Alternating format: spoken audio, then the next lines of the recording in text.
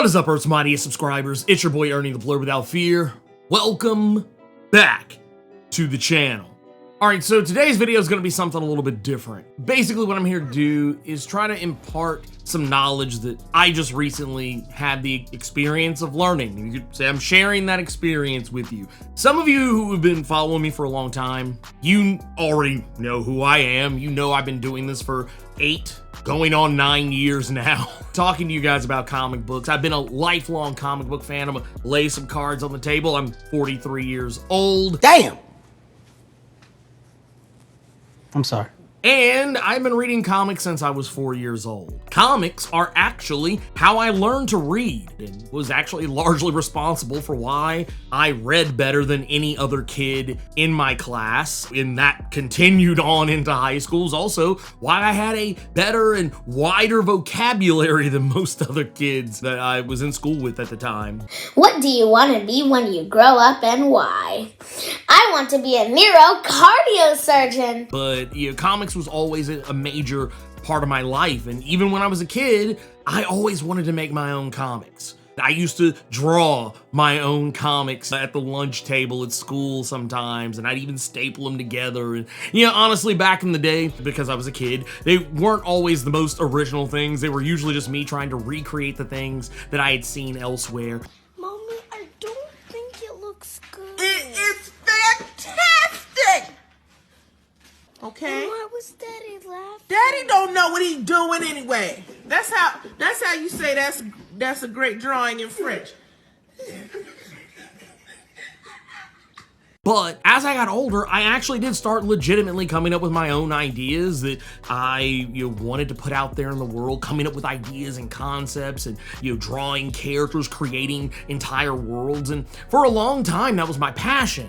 And then I just learned that the comics industry was really hard to get into. And technically at the time that all this was going on, when I was like in, middle school, high school, that was incredibly true. So I left it alone. I actually stopped drawing for what was almost effectively 15, almost 16 years. And more recently, in the last couple of years, I picked the pencil back up. And when I started taking it a little bit more seriously, I even tried my hand at drawing digitally. And sometimes you guys will see this thing kind of looming in the background. This is actually my XP pen tablet that I used to draw. Actually, I'm using it to draw comics, not as we speak, but I have been using it as of late to draw comics, that I'm working on right now. Not Heart of the Darkness, but I guess kind of what we're here to talk about is that I created my own comic, Heart of the Darkness. This was a comic I initially started drawing myself, but then ultimately just decided that I only wanted to focus on writing and hired an artist to do so.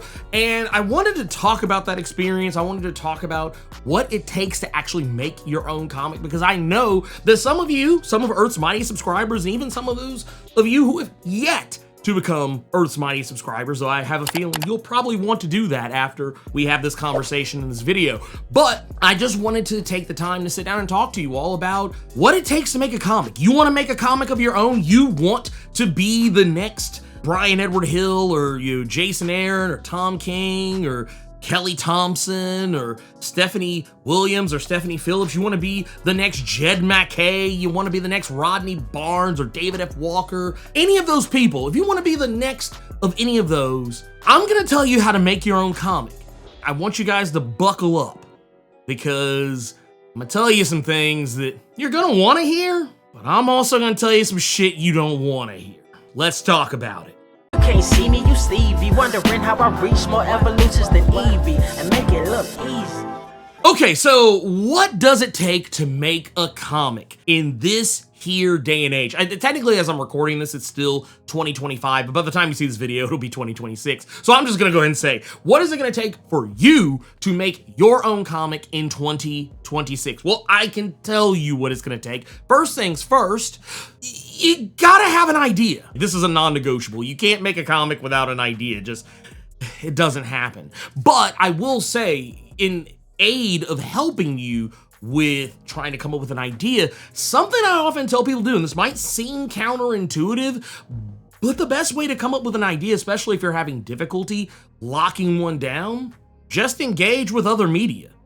And I don't mean just reading other comics, I mean reading or watching or playing anything. Because I'm gonna keep it a buck with you. Many of the world's greatest comics, I would actually say probably 80 to 90% of the world's greatest comics ever made, and I'm not just talking about recent, I'm talking about ever made, usually the person who created them was enjoying something else. And that's not just comics, that's everything. I recently just discovered that the book Starship Troopers is responsible for almost every piece of sci-fi media you likely love. You know, if you like Warhammer 40K, guess what? Starship Troopers, almost unabashedly Starship Troopers. You like StarCraft, Starship Troopers. You like Halo, Starship Troopers. You like the Alien franchise, you know, the Xenomorphs, Starship Troopers. It's kind of crazy how that works. And it's, like I said, it's not just a comics thing. But like if you go back through history, look at some of the world's greatest comics, all of them were inspired by something. The Iron Fist comics were inspired by the Kung Fu movie boom that was going on at the time. Luke Cage, the blaxploitation boom that was going on at the time. You even look at characters like Batman. This was back in the era of pulp superheroes, the Shadow and the Phantom. Of course Batman would be money in the bank. So that's why I'm saying this right now. You gotta have an idea, but sometimes it's hard to have ideas. So maybe you should go, I don't know, watch a TV show that you really like, or read a book, play a video game. Something's gonna end up, you know, jogging those wheels, getting those wheels turning in your head. And that's just how it works. When people ask me how I came up with the concept for Heart of the Darkness, a story about a black man who is not a monster hunter, but a monster troubleshooter in Memphis, Tennessee, I literally tell them without even batting an eyelash. I was inspired by shows like A Man Called Hawk, or Mayor of Kingstown, or Ray Donovan. And I just decided to take those things, kind of throw them in a blender, hit puree, and match them up with things that I'm really knowledgeable about, and, you know, a city that I am very familiar with. And that's how you get that story. And I promise you, you ask just about any writer right now, that's probably how they do it. Now, the next thing is, even if you're biting off something you love, that's okay. Because honestly, everybody bites. There is one of my personal favorite rap songs by Nas. It's called No Ideas Original. And there's a line in it that says, no ideas original, there's nothing new under the sun. It's never what you do, but how it's done. And that is something I want to impress upon you. Don't worry about being original. And I know that sounds counterintuitive. It sounds like I'm telling you to cheat or steal from somebody. And you know, technically they do say that good artists copy, great artists steal. That is a very true statement, though I only relegate that to the human aspect of creating things, not AI. Looking at you, AI, you're not included in that. Sometimes the best ideas come from somewhere else. Matter of fact, when you do an elevator pitch, like if you were pitching a script to an executive to make the next big TV show or movie or whatever, honestly, most of the time the pitches sound something like this.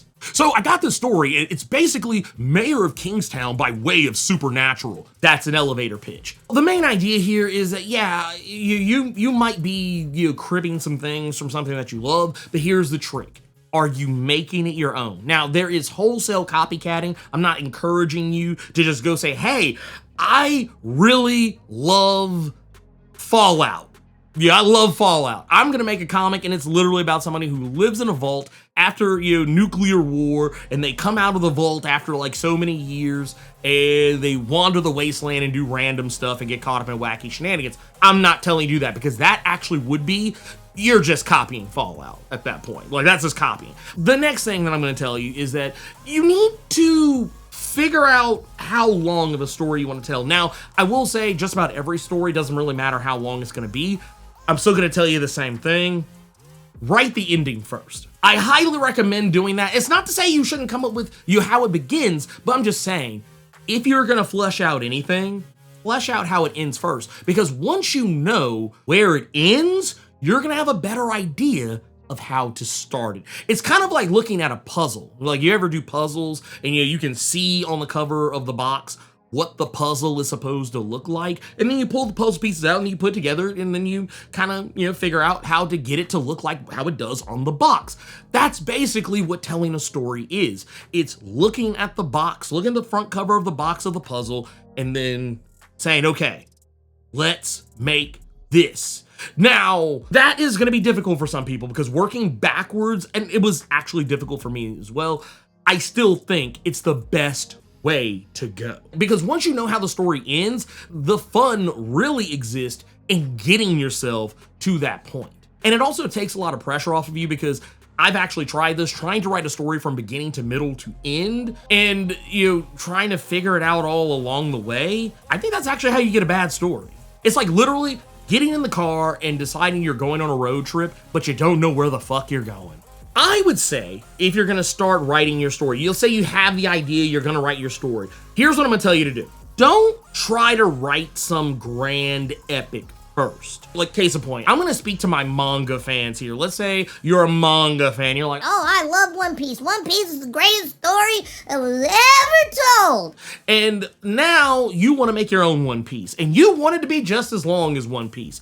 And it's at this moment that I'm gonna say to you, you need to slow this motherfucker down. You understand? I almost spilled my yak on this $200 suit, nigga.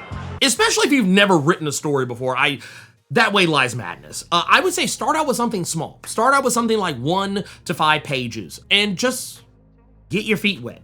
Figure it all out from there. If you can do that, you can tell a story. Now, for my Shonen Jump fans, I'm gonna stay on you guys. I'm gonna keep my foot on your neck for a minute. But this time I'm not gonna be mean. So think about the first chapter of a manga you've ever read. Any manga you've ever read.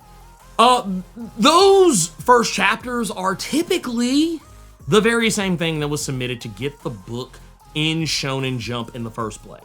Now, what usually happens with those is they're usually somewhere in the neighborhood between 25 to 50 plus pages. And these are one-shots that basically tell a story with a beginning, a middle, and an end, get the general idea of who the characters are, the world, the vibes, and maybe what the hell is going on. And they end in such a way that not all the time, but if there is nothing that comes after, you're not necessarily left exactly dangling. Yeah, you're gonna want more, but if you only read that one chapter, you're mostly okay if it doesn't get more. You'll probably just be more sad that you never got to see what could have been. But I would say, if you are the type of person who wants to go a little bit beyond the 5 pages, you want to try to tackle something longer, I would say that's the most I would do, is try to write like a 20 to maybe 50 page complete one-shot story that if it were to become something more, it could.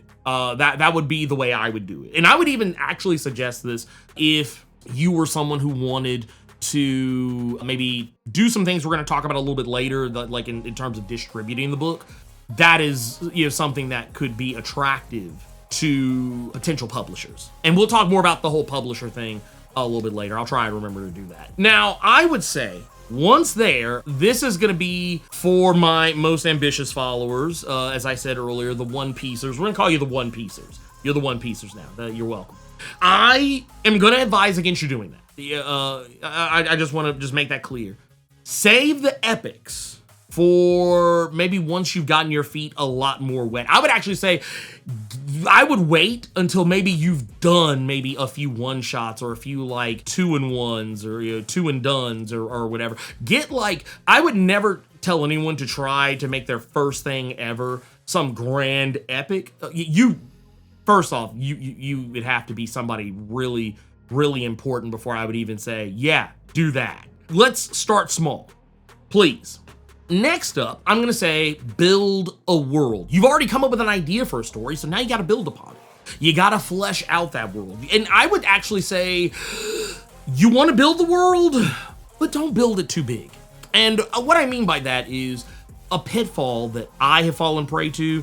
I would even say other people have fallen prey to this. And I've talked to some even professional creators who've fallen prey to this. You can run the risk of spending so much time building the thing, like building the world, crafting the narrative, building the sandbox for your characters to play in, and then ultimately either A, burn yourself out to the point where you're not even wanting to write the thing, or you just never get around to it. I've seen this happen to people. I've had it happen to myself. It's actually how Heart of the Darkness was created. It was a story that I literally poured over for 5 years and just took my sweet ass time doing it. I was running on CPT.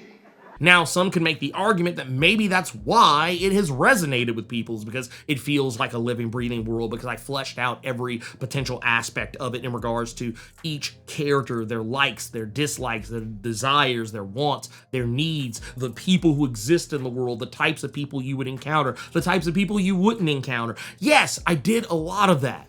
However, it also meant that I spent less time actually making the thing and actually being hesitant to want to make the thing, because I was like, oh no, it's got to be perfect. No, it does not have to be perfect. We're going to talk a little bit more about that later too. Now, in regards to building the world, this is the thing I would say focus on first. Start trying to come up with characters.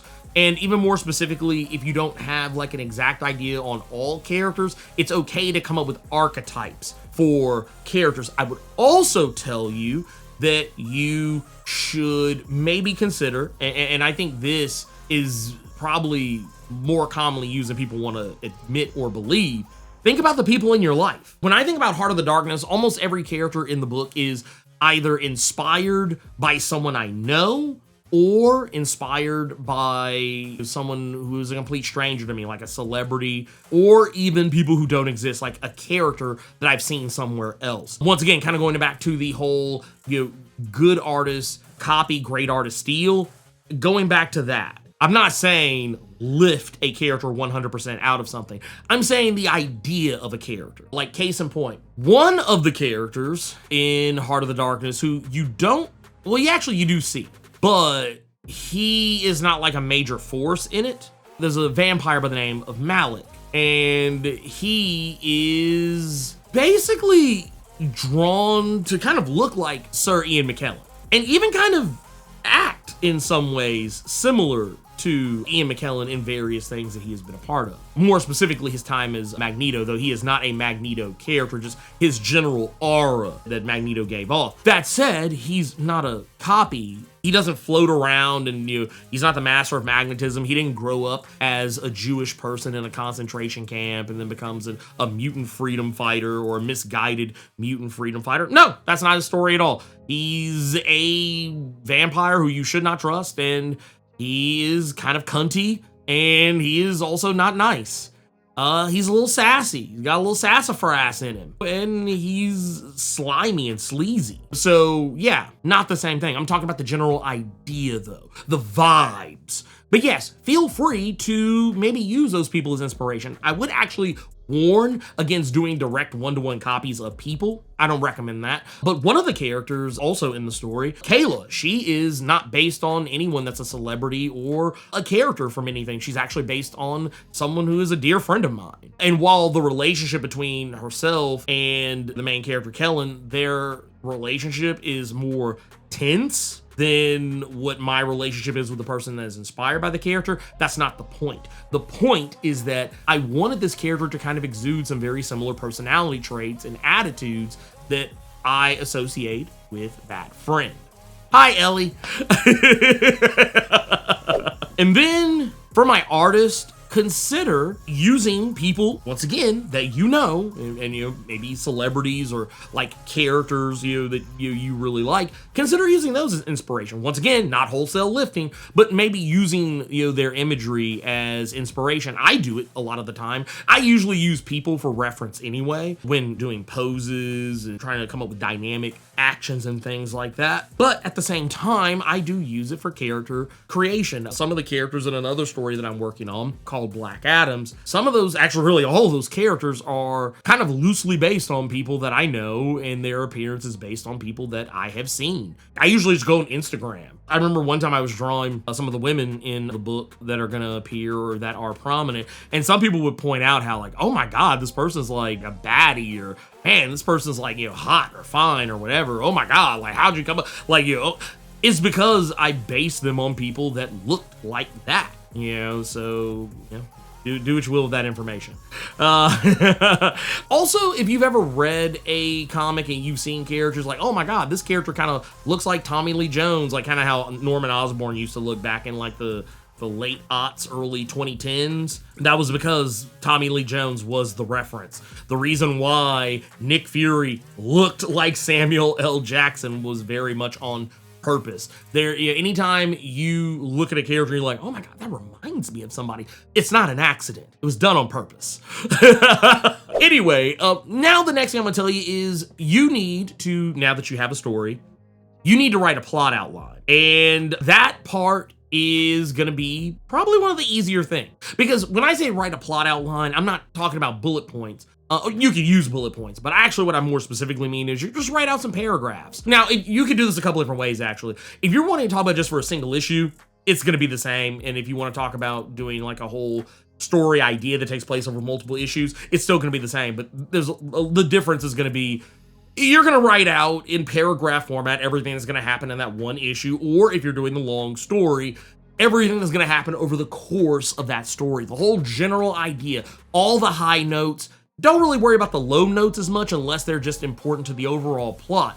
But yeah, you want to come up with all that stuff and write it all out. Whether it takes 3, 4, 5, 6, however many pages, write it out. The longer and the more detailed you can be, the better. But also, don't be too detailed. Don't worry about what people are going to be saying exactly. But just try to flesh out as much of what is going to happen in the story as humanly possible. Case in point. Let's say we're talking about the sci-fi action movie Predator. An outline would kind of read something along the lines of, an alien spaceship crash lands on Earth and starts taking down all of the people in the jungles and is running roughshod over people. People are dying left and right, and it's gotten the attention of the United States military, and they're sending in a group of people. And, over the course of the movie, they're all going to be a bunch of bros, and they're going to be, kind of talking crazy to each other, saying all kinds of crazy jokes, and even some that are incredibly problematic, even by today's standards, and even in some cases by then standards. Not that it makes the movie bad, but you get where I'm going with this.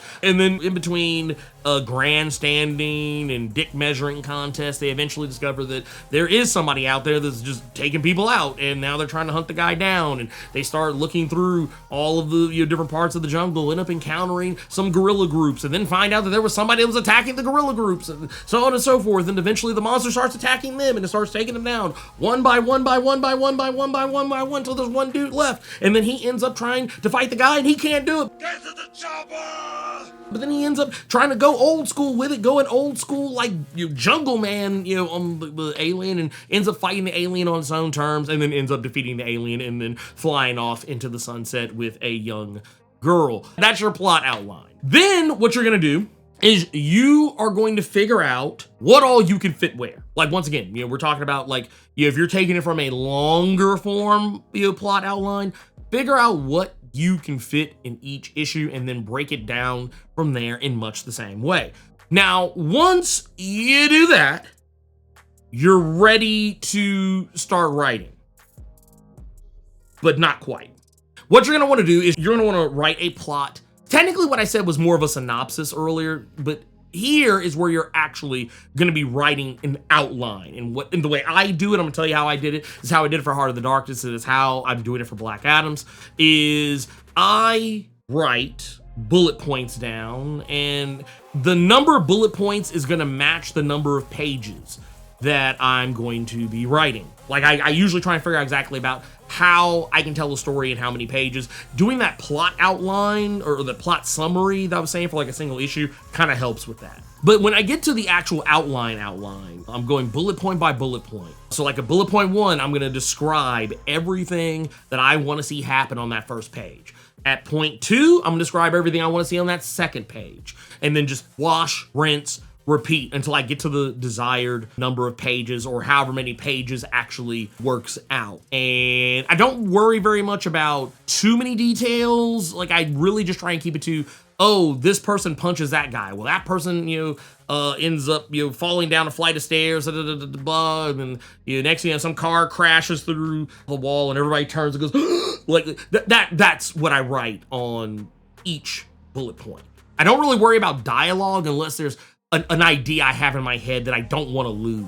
That I want to make sure it's oh no, that'd be a really cool thing to have said right here. Put that right there. And then I go on from there. I do that until I have the outline completely fleshed out, and now I'm ready to write the script. There's no right or wrong way to write a script, in my opinion, and this is something I have learned just from various and sundry things that I've done. Actually, I will say, and I don't know if you can still find this, but one moment.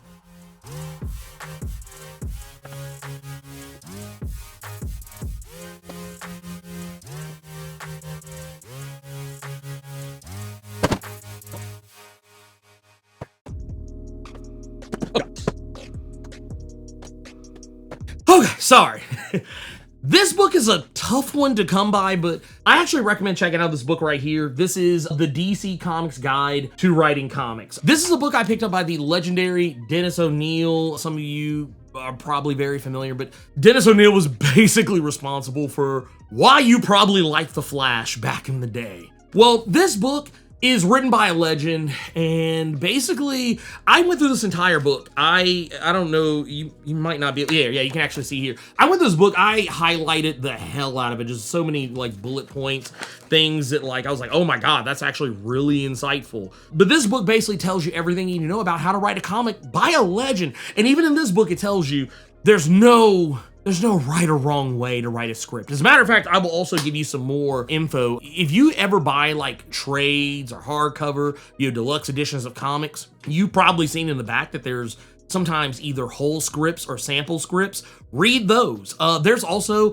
online resources. I'll try to remember to link one of them in the description, but there's places you can go to see sample scripts from famous writers like Jason Aaron, Alan Moore, and Brian Michael Bendis, so on and so forth. Scripts from random comics to kind of give you an idea of how scripts are formatted and written and maybe what you should be trying to do. And I'll tell you right now, all of them look different. Mine don't look anything like theirs. Really, the main idea is that your script is able to be read and can convey what you want to be drawn on the page. I would also say if you are a person who is an artist, maybe take some of those scripts and practice recreating the things that you're reading in the script. If you're a writer, maybe try to see what techniques they're using to write characters or differentiate dialogue, or even more importantly, how basically they communicate what they want drawn. And I would even go as far as to say that maybe in the midst of all that, find out, what's the best way for you to format yours. Now that you've written your script, that's your first draft. Read it again, and read it again, and read it again. Matter of fact, read it one more time. And then have somebody else read it. I would say, honestly, the best people to get to read your stuff is either people who are your, I won't say just only pick your friends, because your friends might lie to you, but pick people who won't lie to you. And also have other people who are familiar with the medium read it, because I think that will also maybe go a long way to helping you out. I would also say if you know other writers, get them to read it. Now, once you've done that, take whatever feedback you're given, whether it's positive or negative or anywhere in between.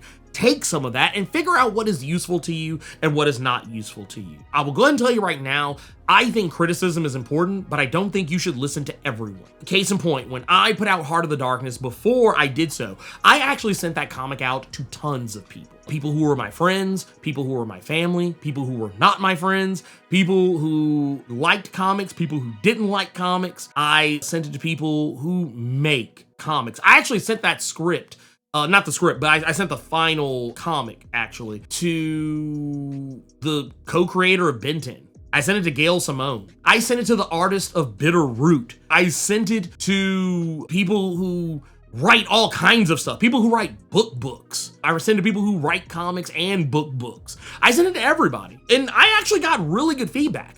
Most of the feedback I got was positive. Actually, I would say 90, even maybe, I would actually say 90 to 95% of the feedback I got was incredibly positive. There was also criticisms, but here's the difference. The people who were just casuals or normies, they had very different criticism than the people who professionally review comics and even people who actually professionally make comics. Now, the people who professionally make comics all had the same loves and hates, or I say likes and dislikes. Nobody really hated anything in that regard, but like they all had the same, like the people who actually write comics, they all said the same thing. They said I was too wordy. They said that like there was too much dialogue in certain scenes. And I don't disagree, because it was a criticism I had heard from some people who were normies and some people who were professional reviewers. And there were other people who didn't give a fuck about that shit at all. There were people who like fucking loved the comic. And their criticisms of it were nothing like the criticisms of the people who were professional writers. So the thing is, I took the things from each of their reviews that I felt everybody was saying the most. The people who complained about there being like way too much dialogue in some scenes, I took that to heart. There were the people who said, oh man, I wish we got to see more of this. Look, I took that to heart. I didn't take things to heart that went against what the story was supposed to be. Like in some cases, some people told me that some of the references seemed a little dated. And I was like, well, yeah, it's because this is a guy who's older. He's, not a young man. Or that, this is something very specific to this area, so it's not going to be the same as it would probably be somewhere else. There are other people who told me that they didn't like the way Kellen handled certain situations, but the thing is, there's a reason for why he handles situations the way they are. He's not a fully fleshed out and complete character. He is someone who is still growing, so he's going to make mistakes. He's going to do things that you're probably not going to like, because at the end of the day, while he is the hero of the story, he's a protagonist, that doesn't necessarily mean that he's a perfect person. It's one of those things, you kind of have to take those criticisms and understand what you can use and what you need to leave behind.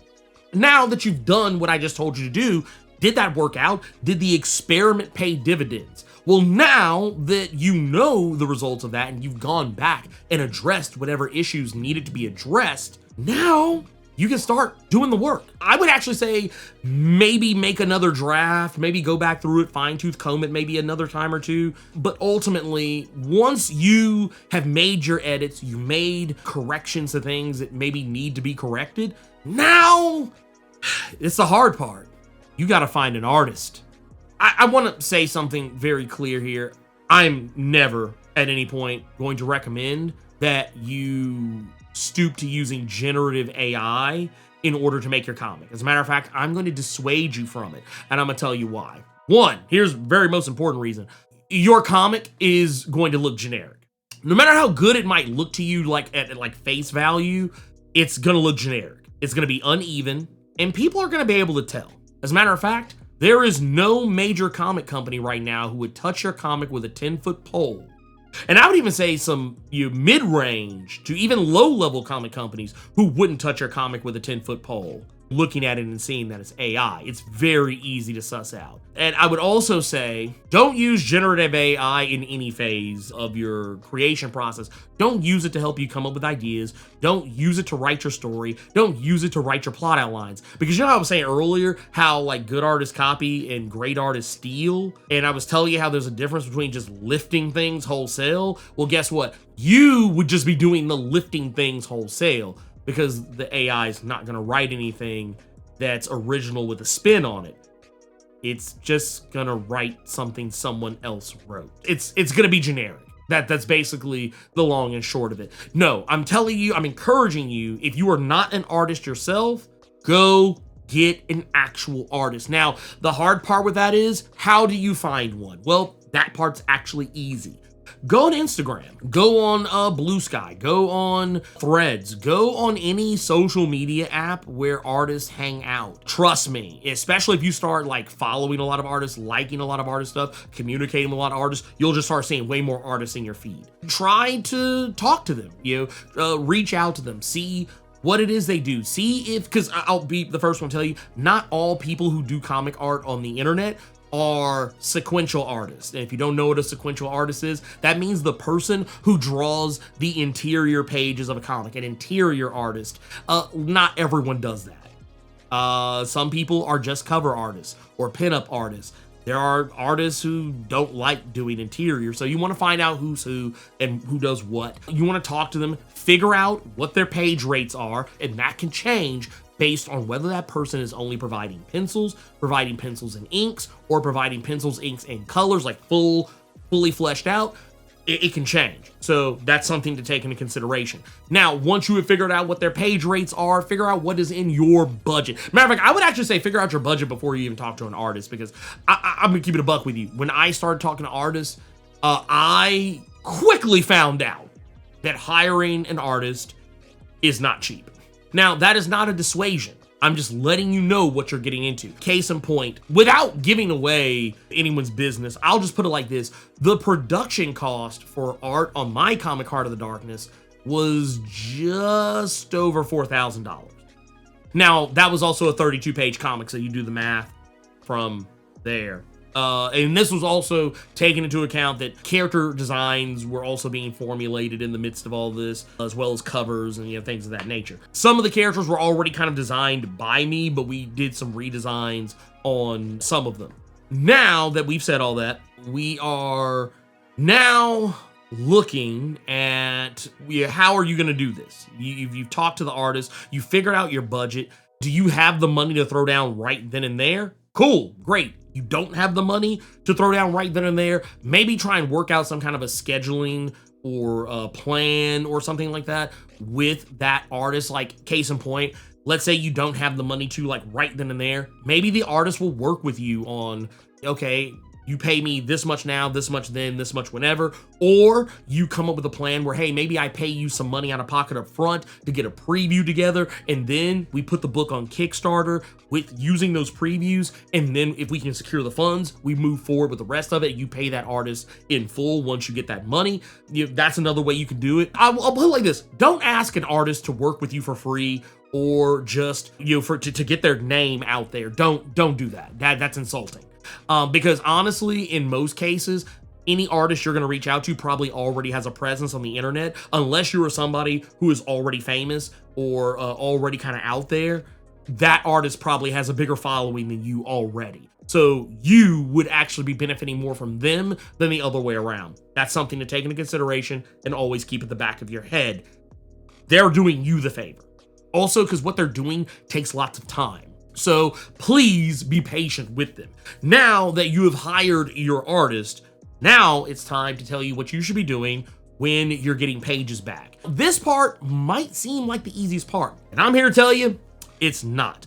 This is the part of the process where you're going to need to go back with each page and reviewing to make sure that what they have drawn matches what you put in the script. Now, one general rule I have is that if I have an idea of what I want to happen on a page and the artist comes up with something different, I like to give the artist the benefit of the doubt, because typically, because they are the artist, they are going to have a better idea of what actually works in the page and what might actually look better. And when we were going over Heart of the Darkness, probably with the exception of like a handful of instances across 32 pages, typically everything Quinn did I thought was better than the idea that I had.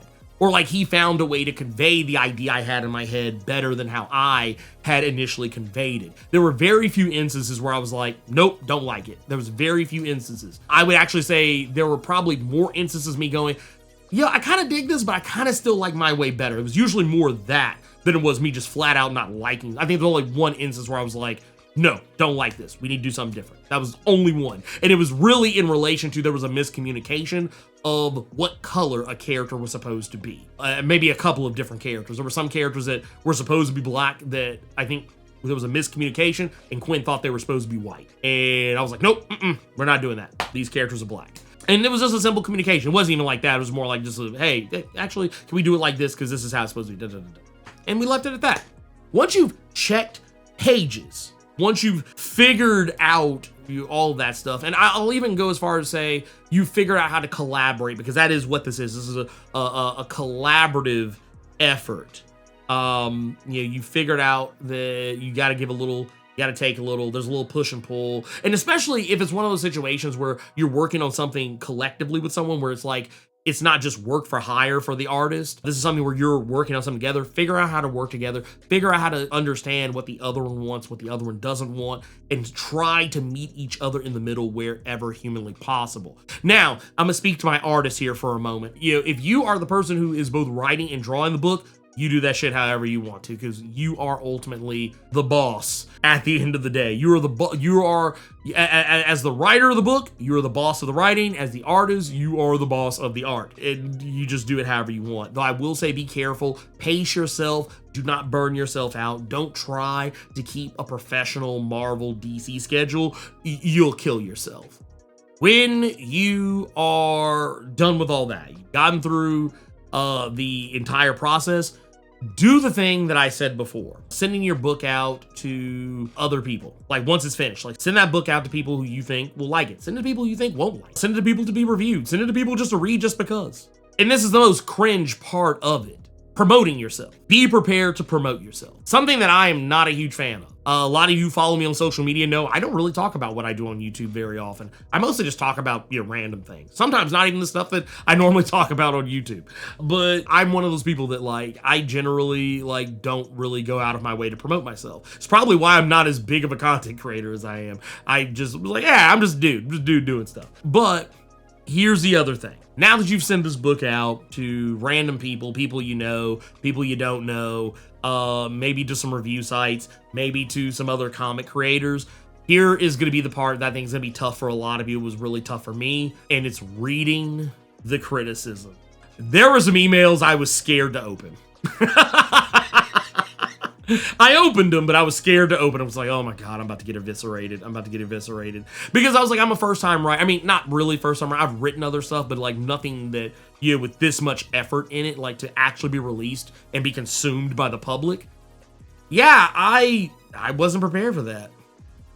And once again, there was some harsh criticism. I won't say harsh. There was fair criticism that I read harshly. But I mean, I took it all in stride. And I think you should too. That said, act on that criticism. By that particular point, honestly, because the comic was pretty dead set at the time, I just ignored a lot of it. I mean, I wasn't going to like completely go back and redo everything that, you know, people had problems with. Not to mention, yeah, I wanted the story to still be mine. If I actually changed everything to match what they wanted, well, then it wouldn't be my story anymore. It would be a story by proxy, and I didn't want that. So I was like, nope, I'll keep it in mind for the next one. But this is my story. What you get from a reader, casual reader, or even a diehard comics reader is not going to be the same as what you get from a comic reviewer or comic creator. So always keep that in mind. Comic creators are going to be judging it from that perspective, from a technical standpoint, not from a enjoyment standpoint. Not to say they won't, but just it's going to come more from that angle. Some other things I would take into consideration is if you want to send your comic to a publisher, here is something you need to know. Do not come to them with a single issue. Not something long either. You want to find a happy medium. I'm actually going to tell you, you're going to have better luck with publishers if you're pitching something that's anywhere between 4 to 5 issues long. They'll actually take a chance on a 4-issue book over a 5-issue book. 5-issue book actually is kind of hard to pull off nowadays. But you know, even though we do get them a lot, there's more 5-issue books that have been turned away than there are those that actually got made.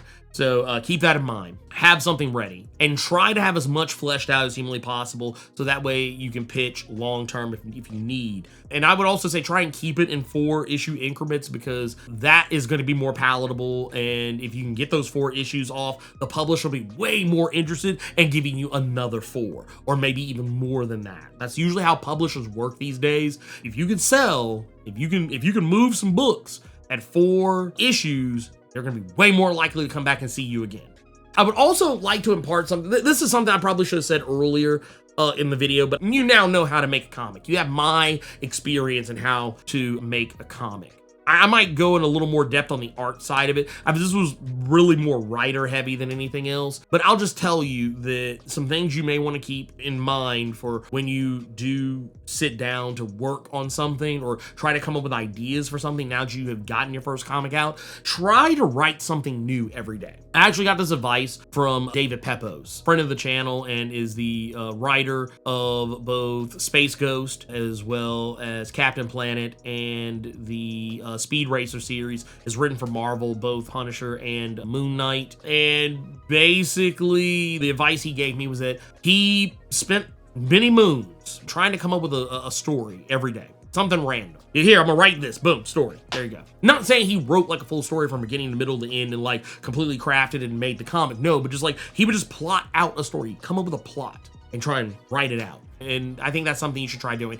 I mentioned earlier this book right here, the DC Comics Guide to Writing. This is a book that is actually out of print, but you can still find it in some places, and I think you can even still buy it digitally. But this is something I do recommend if you can find it. Pick this book up. I would also recommend you pick up the other books in the series. There were more than this, but these are the ones that I have. This is the DC Comics Guide to Penciling Comics by Klaus Jansen. This is also right here, the DC Comics Guide to Digitally Drawing Comics by Freddie E. Williams, the current artist on Ninja Turtles, just FYI. And then this one right here, this is the DC Comics Guide to Coloring and Lettering Comics by Mark Chiarello and Todd Klein. I probably butchered those names. Those are all really good things to have under your hat. I would also recommend pick up this book if you're an artist. This is How to Draw Noir Comics by Sean Martinborough. This book is literally gold. It'll teach you how not only to draw people in kind of a noir fashion, but it will also teach you how to tackle background. That was actually what I read when I was drawing Heart of the Darkness myself. I was kind of treated as more of a noir, kind of almost like a Sin City type of vibe. I'm also going to recommend a couple of other books because technically I am working on a manga as well. So I actually picked up these 2 books that are really instrumental in what I've been doing lately. Both of these books, Making Manga the Saturday AM Way, and then there is also Saturday AM Presents How to Draw Diverse Manga. Some of you who are familiar with White Manga, I forget his actual name, but basically these books will tell you how not only to draw, but how to craft a narrative as well, like how to come up with some really interesting stories. Highly recommend both of these books. And I would also recommend this book right here, How to Draw. Now, this is a very generic title, but basically it's actually a longer one. It says How to Draw, Drawing and Sketching Objects and Environments from Your Imagination by Scott Robertson and Thomas Bertling. This book actually is kind of how I learned how to draw random things from random objects, taking the mundane and turning into something more science fiction. But anyway, yeah, those are things I would recommend. I'll try to remember to leave links to some of the stuff in there as well. I also do recommend if you're buying comics and you're picking up trades and things of that nature, I would say take a peek in the back matter of the book. Go take a look in the back matter and see what they got back there. Case in point, I have Supergirl, Woman of Tomorrow right here. This is the deluxe version. This is the deluxe hardcover. But if you look back here, you can see, you won't be able to see it as well because, the light, but you can see here, this is, scripts from the book itself. You kind of get a general idea of how Tom King wrote it. And actually, Tom King's way of doing it is kind of similar to mine. It's not the exact same, but, you get the idea. And also, you can see on here, you can see the thumbnails. Boom, look at that, thumbnails. So you can kind of get an idea of how the comic was originally drawn, and then, what it actually turned out to look like. It's also another reason why I like library editions of books, because they usually have a lot of this stuff in there. Case in point, boom, look at that. You can kind of see, what the book actually looked like before they got to the inking phase and the coloring phase of it. And then you go in and see the uncolored pages to kind of get an idea of what the thing would have looked like. This one doesn't have any of the script stuff. This is more of a, but oh wait, correction, here. Yeah, this is more like plot outline. This is like what I was talking about earlier. When you're writing the outline, this is kind of what you want to do. This is from the Dune one-shot by Sanford Green, Jonathan Hickman, Rochelle Rosenberg. This is what you want.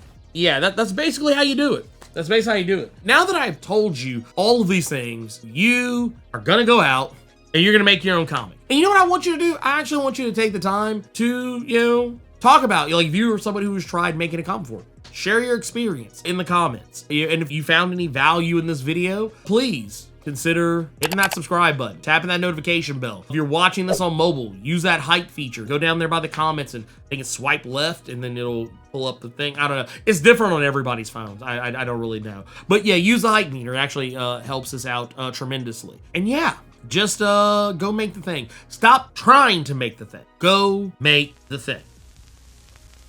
We're out of here. Peace out.